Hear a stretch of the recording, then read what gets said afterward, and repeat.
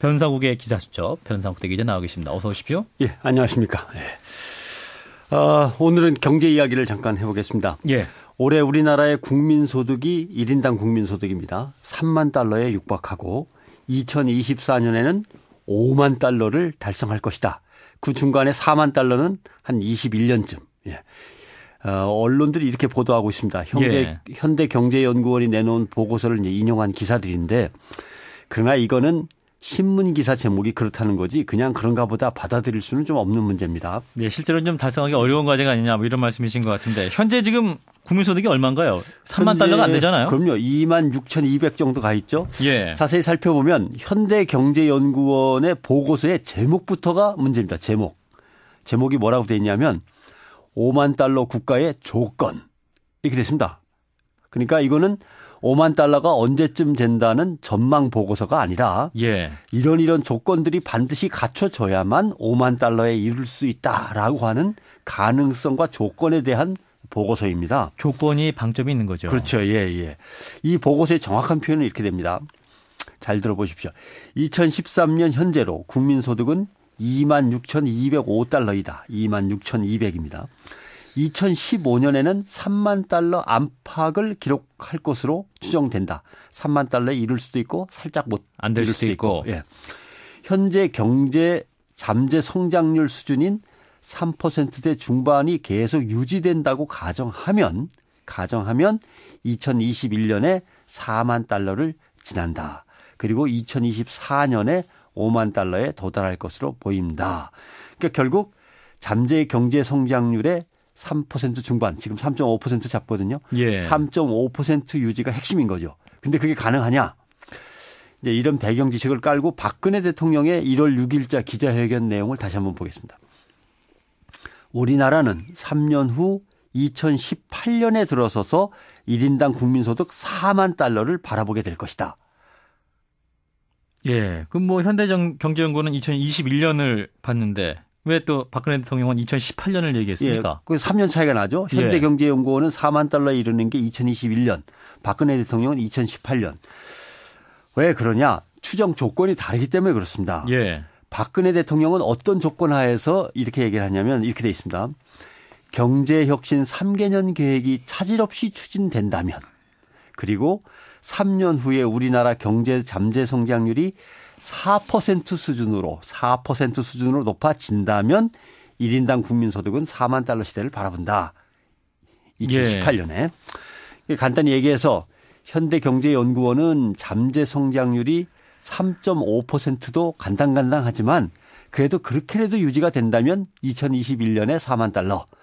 박근혜 대통령은 야박하게 잡지 마라. 3.5는 무슨 3.5냐. 곧 4%가 된다고 치고 2018년이면 된다. 이런 뜻입니다. 예. 서로 조건과 추정이 다르니까 연도가 다르게 나오는 거죠. 3년 동안 고등학교 열심히 공부하면 서울대 가는 거죠. 뭐, 예. 예를 들면 어쩌다 한번 10등 안에 들었어요. 예. 이대로 3년 동안 성적이 유지된다면 바로 하버드로 갈 수 있다. 이런 얘기도 낼 수 있죠. 예, 조건이죠, 조건. 예. 예. 그렇다면 우리나라의 잠재 경제 성장률을 따져봅시다. 2008년 금융위기 전에 잠재 성장률은 4.9%, 5%에 가까웠습니다. 예. 뭐 꽤 잘 나갔죠. 지금은 3.5%를 지키는 거 정말 힘겹습니다. 예. 어떤 사람들은 2.78%라고 얘기하는 사람도 있습니다. 사실상. 3%도 안 된다. 예. 이유는 두 가지입니다. 우리나라의 경제 성장 동력이 그만큼 줄어들었습니다.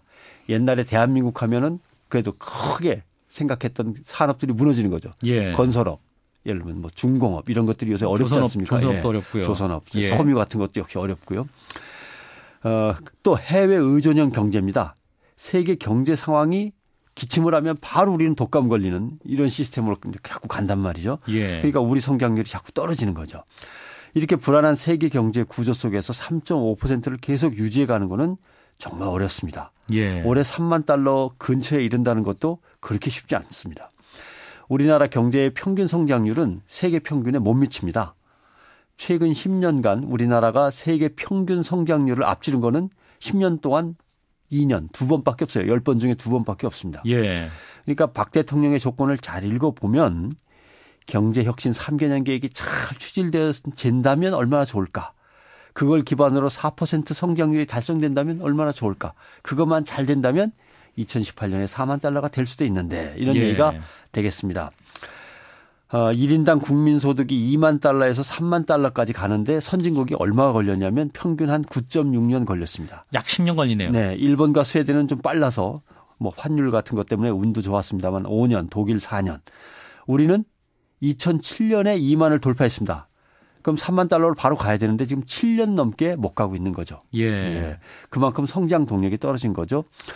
뭐 이것저것 따지면 3만 달러에서 4만 달러로 가는데 선진국은 평균이 5.6년입니다. 예. 현대경제연구원은 올해 3만이 된다면 4만까지 한 6년 걸리겠다 잡았는데 현대경제연구원이 이렇게 길게 잡는 것 자체도 우리 경제가 이렇게 동력이 약해졌다는 반증입니다. 예. 그러니까 뭐 결코 쉽지 않고 낙관할 수 없는 그런 상황 아니겠습니까? 그렇습니다.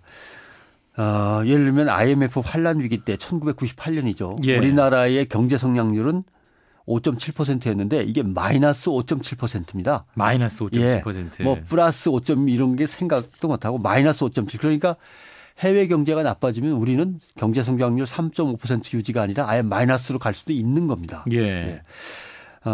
아무튼 그래서 국민소득 2만 달러를 넘었다가 2008년 금융위기 때 다시 곤두박질 쳤다가 이제 다시 회복해 가는 중이거든요. 예. 그만큼 우리 경제의 체질 자체가 약하다라고 하는 거죠.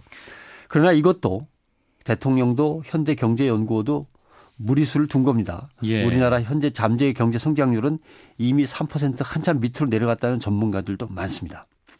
현대경제연구원이 3.5%를 이야기한 것도 그나마 희망사항을 얘기한 거고 대통령이 4%로 올리면 될 거 아니냐는 뭔가 국민들한테 희망을 주기 위해서 일단 정치인으로서 큰 소리 한번 친 거가 되는 거겠죠. 예. 그러나 중요한 거는 경제 성장률이 얼마건 간에 물론 희망을 갖고 서로 힘을 합쳐서 나가야 됩니다. 그래야 3.5%도 유지되고 4%의 꿈도 있는 거죠. 예. 그렇습니다. 근데 이제 4인 가족 기준을 보면은 이제 우리나라가 연 1억 원의 소득을 올린다 뭐 이런 계산이 가능한데요. 그렇죠. 1인당 이제 1인 소득이 3만 달러라고 하면 네. 4명이면 4, 3, 12, 12만 달러. 이렇게 되면 이제 우리 돈으로 치면 1억 원 되는 거죠. 예. 4인 가족이 모여 사는데 1억 원을 버는 사람들이 얼마나 있을까요? 평균이 그렇게 될까요? 또 맞벌이 하는 가족이 별로 없는 상황도 있고. 더군다나 비정규직 많아지고. 그러니까요. 그러니까 국민 평균 가정 연봉이 1억 원 될까? 어렵습니다. 지금 실제로 우리나라 가계가 벌어들이는 가계 총 처분 가능 소득은 4인 가족 기준으로 6천만 원밖에 안 되는 거죠. 예. 그러니까 부의 편중입니다. 기업들은 돈을 쌓아놓고 있고 가정 생활에는 돈이 없습니다. 예, 점점점 예. 가난해지는데 국민 소득만 갖고 이렇게 쉽게 장밋빛 환상을 펼치기는 아직은 어려운 거죠. 예. 그러니까 뭐 정치적 효과를 위해서 턱없는 낙관론은 좀 불편한 것이 아닌가 또 이런 말씀을 불편하죠. 주셨네요. 예.